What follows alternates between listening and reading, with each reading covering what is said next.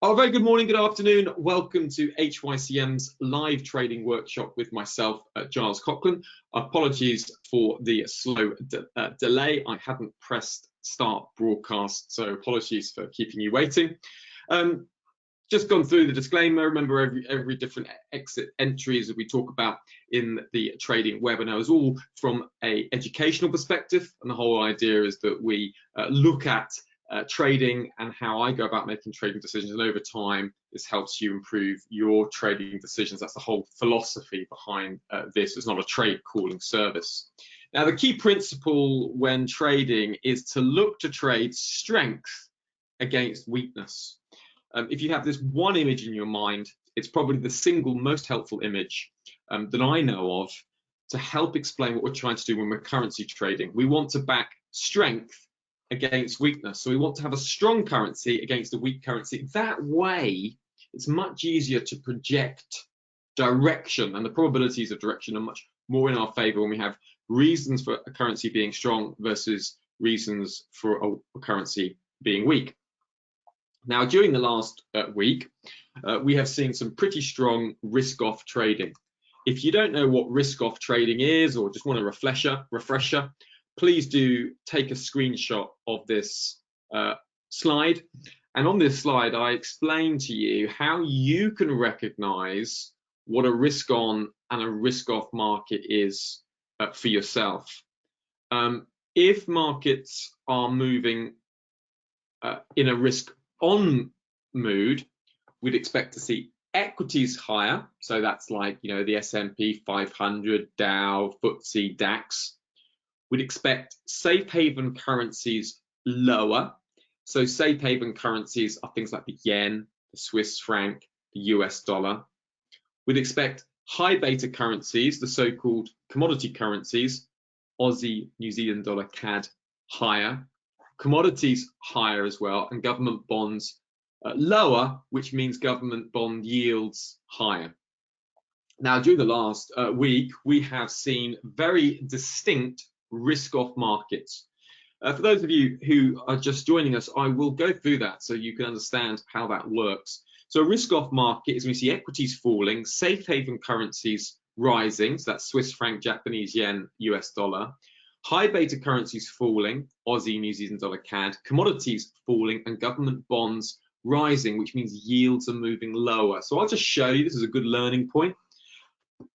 So in a risk-off market, we expect this dynamic. Now, one thing to say, safe haven currency, sometimes the US dollar operates as a safe haven currency. Now, during the last few days, the Evergrande crisis has really been at the front of investors' minds. And I'll just run through very briefly what's going on here. I have, shared this quite extensively, elsewhere.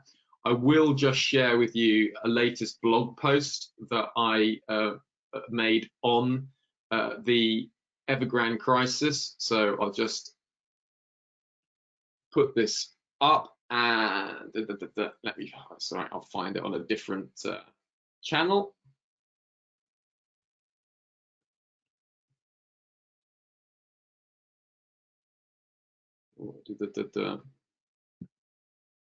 Yeah, I'm just putting it into the chat box now. That should be there. I'll just put the link there into the market, and you can see that's it, Evergrande, what it means to market. So I talk about this and the potential wider implications of Evergrande. I'll just go through roughly what's happening. So this has been a Bloomberg story count using the word Lehman Brothers. And if you remember Lehman Brothers, that was a very significant collapse in 2008 of the Lehman Bank, where the amount of debt the bank had accrued, it could not pay it back. And instead of the US government stepping in and cushioning the blow, the US government allowed Lehman Brothers to collapse, and the collapse was huge. And that sort of started the global financial crisis. Now, people have been thinking, is Evergrande a similar kind of development? Most analysts think that it isn't, because they think that the Chinese government is going to step in and they're going to prevent Evergrande from collapsing in the way that the Lehman Brothers did. Now, there has been a number of reports overnight that Evergrande is going to be split up into 3 different entities. Their first debt repayment they have made of 36 million. They've made that coupon payment. They've got another 80 million coupon payment to make. So whether they make it or not, we'll have to see. But I was listening to Ray Dalio on Bloomberg this morning, and he was making a very good point, which is that when a country or when a company's debt is in its own currency, it's much easier to manage. So Evergrande's debt is easier to manage for the People's Bank of China. Now, I was also speaking to Yahoo Finance during the week, and one of the questions that they were asking me is, to what extent are US banks vulnerable to a collapse from Evergrande? And one of the points I made, because I wasn't sure about the actual exposure of American banks to the Chinese property market via Evergrande. Now, for a long time, people have been concerned about the over-reliance of China's GDP on real estate. I think, depending on who you listen to or read, China's GDP, about 16 to 24% of China's GDP is based upon its real estate sector. So a huge, potentially over-reliance on building, on property, etc., etc. And this concern had been in the market for years. And the yield on Evergrande's debt has been surging higher since June. Look, and when yield on debt gets to be 60%, most analysts consider that some of that coupon will not be paid. So expectations were that debt would not be paid back, at least some of it. So it's not a massive surprise what's been going on in Evergrande. Now, overnight, we've seen the People's Bank of China. They've given a big liquidity boost into the market of 120 billion yuan. So what this is telling us is that the People's Bank of China don't want to see the markets collapse. Okay, they're quite happy to see some kind of support package materializing and helping a market. So that's kind of the bottom line view. Now, going back to the point we started on, which is, what does a risk-off market look like? Well, it looks like this. We saw dollar strength. Then looking at the commodities markets, look, we saw commodities falling heavily lower as the Evergrande crisis was showing its teeth.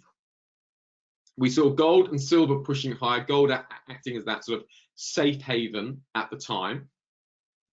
But copper lower, iron ore lower, crude complex pushing lower on the sort of Friday, Monday price action. Yields, we saw yields moving lower. You can see here yields lower, lower, lower. That's a bid into bonds.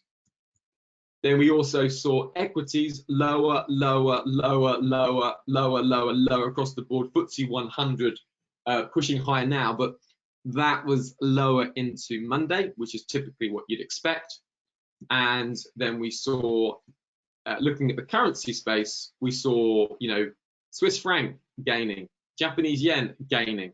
We saw the high betas like the Aussie, New Zealand dollar, Canadian dollar falling, and the safe haven currencies, this is your risk pairs, we saw the safe haven currencies gaining. So what does this all mean? Well, it just meant that the market was very nervous about this Evergrande crisis. For now, investors are reassured.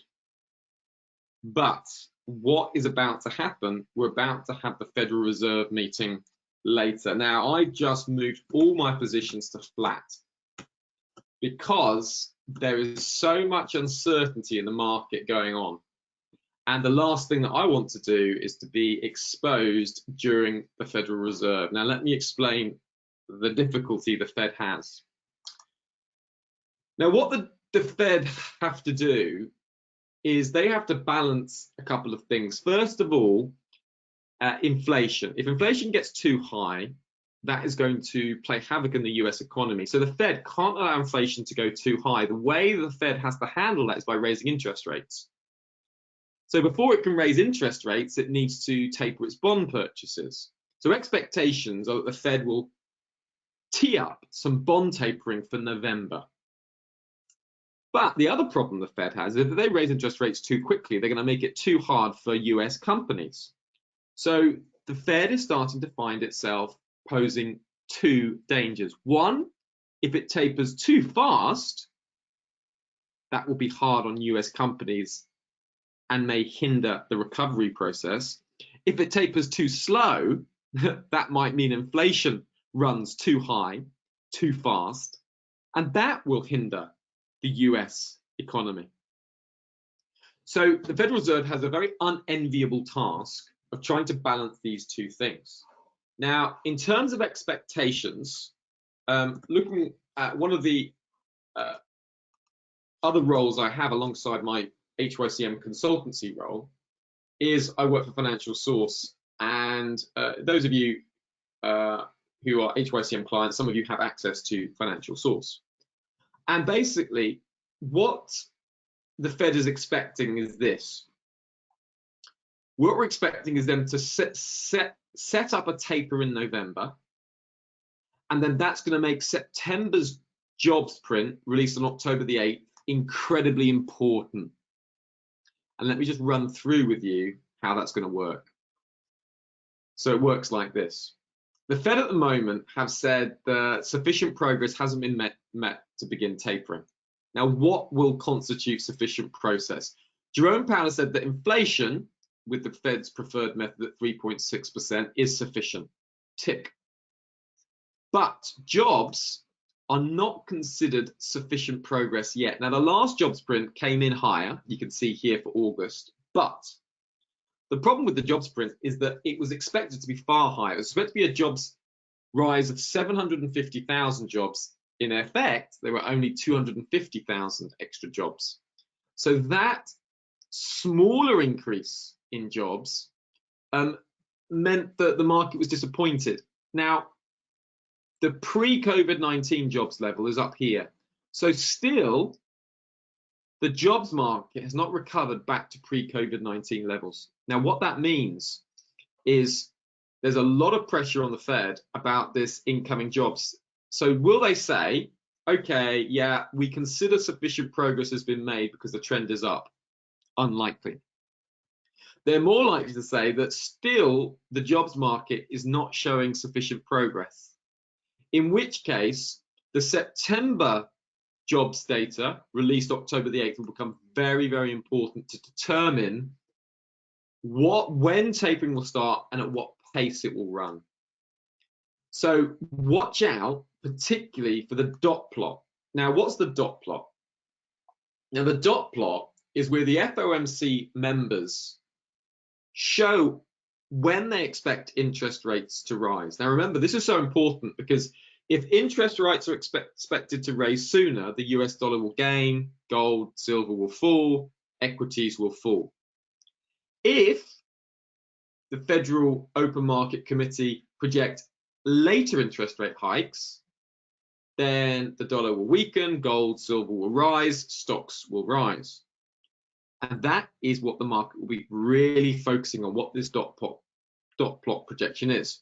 At the moment, the median, now remember from your maths, you've got the mode, median, and average. Median is what is the middle projection. The median projection at the moment is 2023 rate hikes. Now, this is what you need to watch. If 3 dots move from the right to the left, so if 3 dots move here to 2022 or even 2021, but like not likely, but if they move into this 2022 camp, we've only got to have 3 to move, then that means the median dot plot projection will go from 2023 to 2022.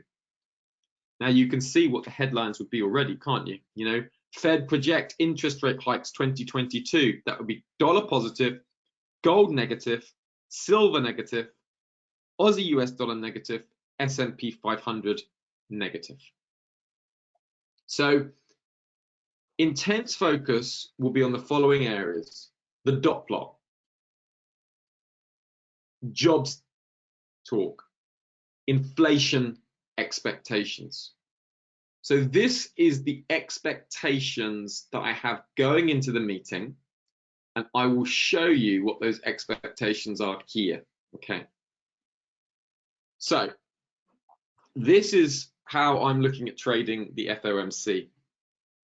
If the dot plot shows a median projection for 2022 rate hike, that is bullish the dollar. So you'd expect dollar strength, Aussie US dollar weakness, gold weakness, silver weakness, S&P 500, Dow, DAX, NASDAQ weakness, 10-year yields to move higher.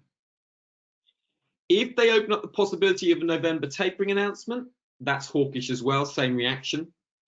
If they're more concerned about persistent price pressures, so if they say, we're so worried about inflation now, we have to act sooner rather than later. If they say that in a different way, that is exactly the same outcome. That's bullish. Dollar strength, gold weakness. If, as well, watch out for one possibility. Remember, the Fed they will be concerned about rising inflation, and no one really knows whether inflation is just going to be due to these bottlenecks. And most central banks around the world are expecting temporary inflation, and they're expecting it to fade because of the supply bottlenecks, because of the temporary labor shortage and increase in wages. You know, I think Amazon here in the UK are offering folks a £1,000 signing on bonus just for starting work with them. Those kinds of wage price pressures, supply bottlenecks should all dissipate into the background as COVID-19 recedes from its impact on Western and global economies. So most central banks think inflation will be temporary, but if it's worse, if one possibly what they could say is we're going to set a new inflation target. Most central banks set the inflation target around 2%. But what they could do, they could say, you know, the new target is 4.5%. And if it gets to 4.5%, we're going to act. Because at what point do they have to say inflation is no longer temporary, but it needs addressing? And the only way they can address it is by raising interest rates. So do you see the Fed's problem? Before they can raise interest rates, they have to start tapering their bond purchases. So for the Fed to have the flexibility they need to respond to rising inflation, they've got to get these bond purchases tapered. So that's why tapering is quite likely at this meeting to be announced for November. But remember, they don't want to spook the markets as well, because the market's a bit worried about that Evergrande crisis. So you see the yin and the yang, as it were. They're trying to balance. They're stuck between a rock and a hard place. But that's the concern. And if they say that we're not concerned about the August non-farm payroll, if they say, you know what, yes, jobs were down, but that's because of a Delta pickup, COVID-19 picked up, we're going to ignore that. That's the most hawkish outlook. I'm not expecting that outlook, but I'd say the majority of analysts are. So I'd say that's the market expectation for a more hawkish outlook, but still we'd expect to see this reaction. Now, the dovish outlook is if the dot plot is unchanged, if they say we don't want to taper, it's premature, we need more time, we're concerned about the bad jobs, if they say bigger issues under the hood, and some of the bigger issues they could mention are things like, well, some people took early retirement, the jobs market is less strong than it was before COVID, there's some people who are signing on for job bonuses and then quitting immediately. We have more concerns about non-farm, about the non-farm payrolls. If they say that, that means they're less likely to taper, less likely to hike rates. If they say the recent inflation can justify being overly patient, in other words, if they say we're not worried about inflation, it was high, but not as high as we necessarily expected, so we can live with that. Anything like that would be fantastic for dollar weakness, and we'd expect things like New Zealand US dollar upside, gold upside, silver upside, stocks upside, 10-year yields lower. Now I'll show you if, like, so look at this. You want to take a screenshot of that so you're ready. Take a screenshot. I'll make it nice and big. Right. Now I'll show you a market I am really focused on heading into the event. Now I'm looking for opportunities to go long gold, but I will only go long gold if I have a very dovish outcome from the Fed. Now, this is what's going on. You see that very bullish pin bar here in gold? Now, that very bullish pin bar in gold is one of the best technical setups I've seen in about 14, 15 years. And if I get a fundamental reason for dollar weakness, then gold upside, it would be a fantastic trade. Now, the reason why I'm not in gold now, I'm flat now, is because it's a coin toss about what the Fed do. Are they hawkish? Are they bullish? I can make a good case for them being hawkish. I can also make a good case for them being bearish. I think there's good reasons that a fair-minded, reasonable person could take either side of that argument. Now, my bias is I'm leaning towards them being more dovish. You know, better to be a bit easier than a bit harder, right? Why push too hard too quickly? So if they are dovish, if the dot plot's unchanged, it's a still 2023 hike.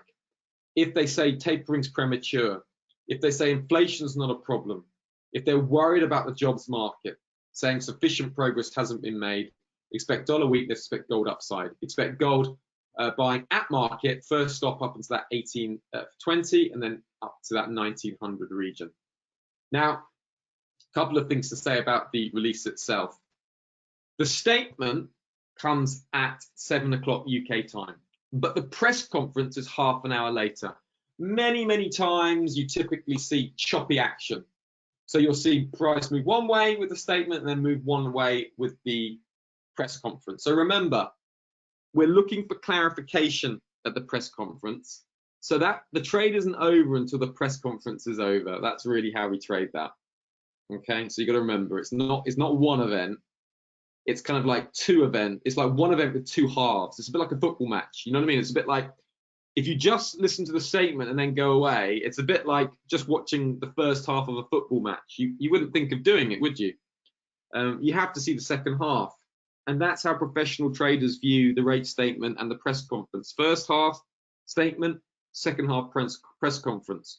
Sometimes if the market reacts in a way, and this is particularly if the decision is a gray area, okay? So, you know, the trickier things to trade is, yes, these are the hawkish outcomes, these are the dovish outcomes, but sometimes you might get, you know, one or two hawkish points and one or two dovish points. And then the press conference becomes crucial, because then what you're looking for is clarity. And often the governor of the central bank will give clarity through his speech. That's the scenarios when you're really looking in. That's the FOMC. We're all prepped, we're all primed, we're locked and we're loaded. Next key pair to be looking at is the pound yen. Now, pound yen is important because the Bank of England are meeting tomorrow. Now, I was long pound yen. I've closed that out now because I don't want to run the risk through FOMC. Pound yen is in a key support area, and that's looking great for potential upside. Now, in order to go up, I've got a hidden bullish divergence here. You can see indicator making lower, sort of higher lows, price making higher lows, indicator making lower lows. You see that direction there and that direction there. That's a hidden bullish divergence. And price indicator and indicator match up. Price and indicator match up. It's textbook.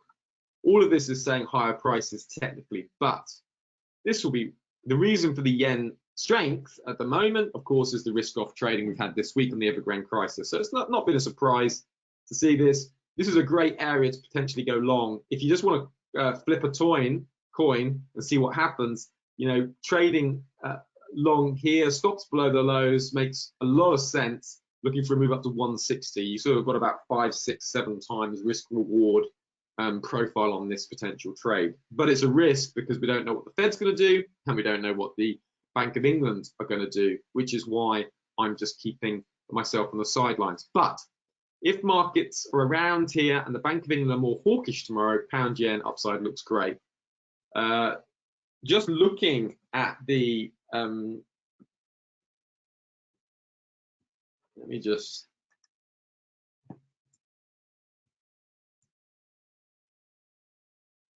right, let me show you the Sonia futures. I'll just quickly show you the Sonia futures here. Right, so these Sonia futures, this is my concern about the Bank of England's decision. These Sonia futures basically tell you what the market's pricing in terms of Bank of England interest rate hikes. And you can see here, look, this is the September contract, the U contract here. It's 99.57, right? So the current basis point interest rate statement for the Bank of England is 0.10. So the way you calculate these is you take 100 minus 99.57 from 100, and that gives you 0.43, okay? Then you take away that 0.43, take away the current basis points, 0.10. That leaves 0.30 basis points left. Okay, so that's 3 rate hikes projected by September next year. Here, it's still nearly 4 rate hikes for December. For June, 2 interest rate hikes projected. For March next year, 7-8, you add 8-8, so you got 12 basis points, 1 hike. So 1 hike projected for March, 2 for June, 3 for September, 3 for December. That's quite strong. So it could mean that the Bank of England, if they're sort of more dovish, then we could see a sell-off in the pounds. Now, pound moving back down to that 100, 200 exponential moving average, I love that for some buys. Okay, so I would be getting back in if we move that to the 145 region. But if the Bank of England are more hawkish and they say, you know, Brexit recovery is good, jobs market's looking good, we're expecting to hike interest rates, you know, in January next year, then all of that would be, we'd see the pound yen go higher. Now, the way to trade that would be trade at a market, right? And then go with the break of that trend line. Go with the break of that trend line higher. And if that trend line breaks, we're going to go look on the monthly chart and going back like all the way back, like 2015, 2007, got this whopping great big trend line. If that breaks, just go with that break. Okay, so there's a lot of potential upside here in the pair. So, you know, really fantastic potential opportunities there. One to watch. Folks, I hope that helps. That's really what's going on now. The other thing you got to keep your eyes on is the Evergrande crisis. If that gets worse, and if, say, China said when we're going to let it collapse, then there would be significant impact across global markets. You know, I expect the S&P 500 to fall, you know, 5% tomorrow, and then, you know, 10% by the end of the week, and maybe up to 15% by the end of next week. So just watch out for that Evergrande crisis ballooning. Expectations are that it won't. And if you want to find a little bit more information about that, don't forget to check out that link I sent you. Also here, check out in the chat box below an interview I did with Yahoo Finance on Evergrande crisis. Okay, so you can have a look at that, check it out. I did a little video and gave a little bit of explanation about what's going on in China at the moment. Okay, folks, if you've got any questions, please put them in the question box now. There are currently no questions, so I'll give folks 20 seconds or so to pop a question in, and if you've got a question, I'll put that in. But otherwise, I hope that gets you ready for later. Should be should be an interesting day today. We should definitely get a bit of market action going on. So, you know, FTSE 100 just loving it today, isn't it? Wow. Okay, folks, take care and look forward to being with you. Now, I won't be with you next week, folks. I'm in Dubai for the week, so I'm at the expo. If you're Dubai-based, pop in. I'm at stand 22 at the Forex Expo at the World Trade Center in Dubai. It'd be great to see you there. Pop in, say hello, we'll have a coffee. It'd be fantastic to see you. Otherwise, I will be back Monday week, so not next Monday but the Monday after. I'm not back next Wednesday but the Wednesday after, so do pop in and bookmark the webinar, and I'll be back to explain latest market moves. Okay everyone, thank you all very much and look forward to being in touch. Thanks now, goodbye.